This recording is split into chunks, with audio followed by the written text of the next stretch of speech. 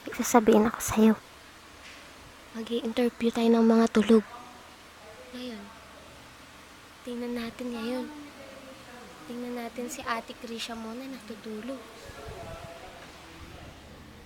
Hi, Ate Krisha. Natutulog ka? Natutulog si Ate Krisha. Tutulog ka?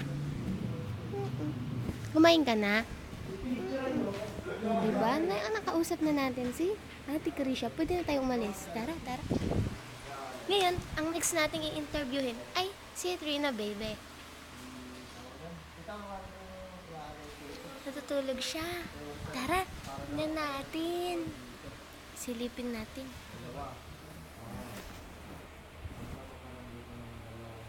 Trina. Ito talaga? Natutulog din siya. Wala talaga akong ma-interview ngayong araw, mga kaibigan. Sa susunod na lang ulit. May trivia ako sa inyo. Ganito. Nakita na kayo ng ganito?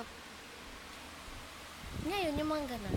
Kapag brown out, ganon. Tapos walang electricity.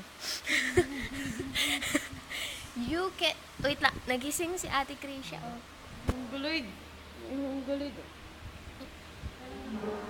Gising na si Ate Krisha, yung interview natin kanina.